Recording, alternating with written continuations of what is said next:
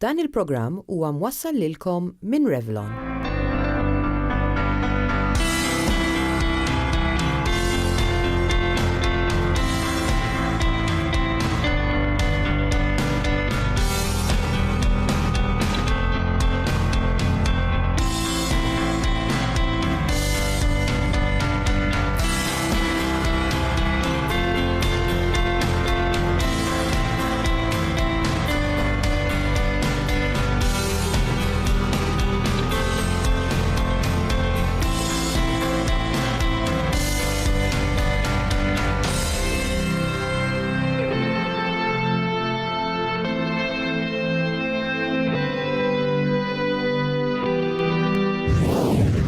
Min jaf x'inhi l-esperjenza ta' omm meta tkun waslet ftit ġimgħat qabel ma tweled it-tarbija tagħha.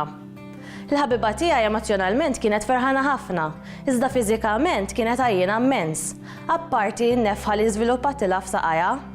Fl-aħħar 3 xhur ta' tqala, it-tibdil fiżiku jkun kbir ħafna?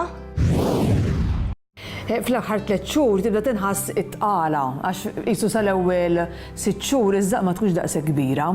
Imma mbagħad fl-aħħar 3 xhur li tidduna li speċi l-effett ta' tqala jsir hemm. Allura jkollok ċertu problemi bħal jistgħu jiżviluppaw pereżempju stretch marks. Toħ ta' nifs jibda jinħass ftit iżjed. Kollok problemi oħrajn bħal pereżempju nefħa fis-saqajn u l-għajja. Hemm min ikollu problemi bħal vini u anke morliti, dawn l-iktar li ħadd tħosshom fl-aħħar 3 xhur, plus li mbagħad għandek ukoll ġeħ tad-dar li jibda jinħass daqsxejn iżjed.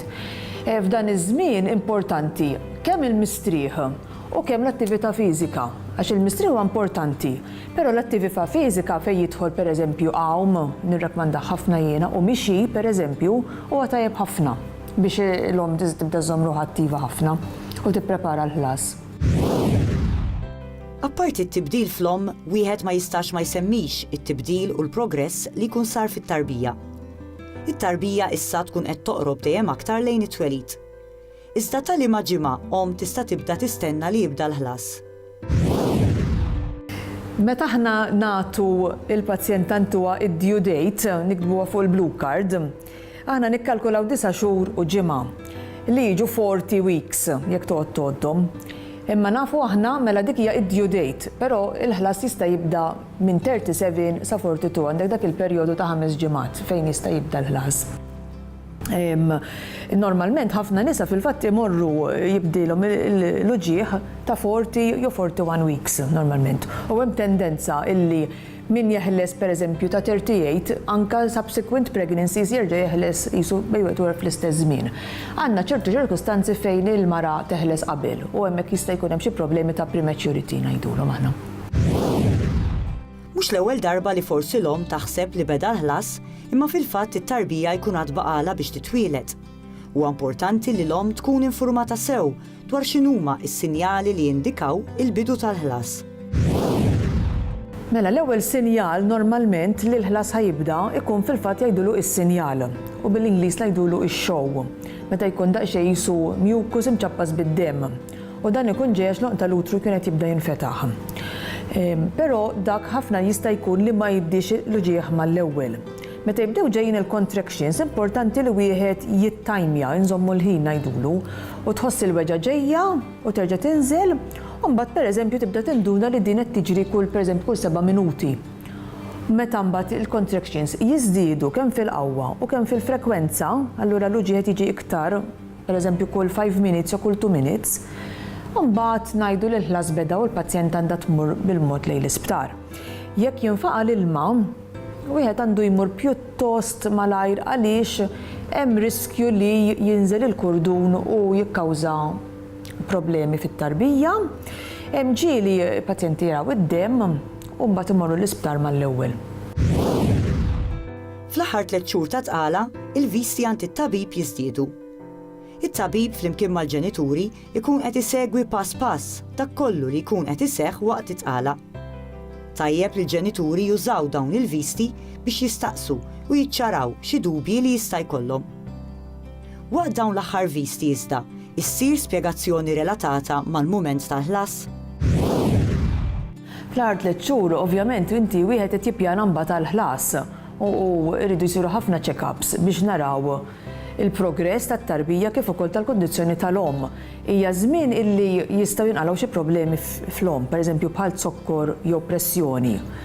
Huwa żmien fejn importanti nimmonitorjaw it-tarbija biex naraw kemm il-tarbija tkun qed tikber biżżejjed, kemm ukoll tkun qed tikber iżżejjed, jekk hemmx problemi fis-sekonda, hemmx problemi ta' pereżempju ilma. Irridu naċċekkjaw il-pożizzjoni tal-baby inkwantu tal-om biex naraw jekk il-ħlas jista' jkunx normali jew ovvjament ċesarja pereżempju jekk il-pożizzjoni tal-baby ma tkunx tajba. Rigward preparamenti għal-ħlas, fortunatament hemm il-courses tal-parentcraft li jagħmluhom il-midwives u li importanti li l-ommijiet, speċjalment l-ommijiet tal-ewwel darba jattendu regolari għax tingħata ħafna informazzjoni li teoretikament it-tabib li jkollu dik il-5-10 minutes biex jara l-pazjenta ma tantx ikollu ċans jiddiskuti daqshekk fid-dettall. Pereżempju tingħata ħafna informazzjoni fuq it-tip ta' ħlas u fuq pereżempju l-affarijiet li tista' tuża l-om biex tistrieħ mill-luġieħ ukoll waqt il-proċess. Tikka aktar fuq saħħtek. Insemmu ħafna fatturi li jistgħu waslu għall-attakki tal-qalb. Rabja kbira u ħafna għajja wkoll jistgħu jkunu l-kawża ta' attakki tal-qalb. Min studju li fih ħadu sem aktar minn 12,000 persuna, irriżulta li l-emozzjonijiet ta' rabja, b'mod partikolari f'nies li jkunu għajjenin, iżidu r-riskju tal-attakki tal-qalb kważi bid-doppju. Ir-rabja u l-għajja it-tnejn li huma jollu l-pressjoni fid-demm, kif ukoll iżidu r-rata tat-taħbit tal-qalb. B'hekk l-arterji jidjiequ b'tali mod li d-demm ma jkollux biżżejjed spazju minn fejn jgħaddi. Ir-riċerkaturi jissuġġerixxu li importanti li wieħed jitgħallem jikkontrolla r-rabja u dan billi jitgħallem jieħu n-nifs sew, jirrilassa u jistrieħ kemm suppost. Tikka aktar fuq saħħtek għada.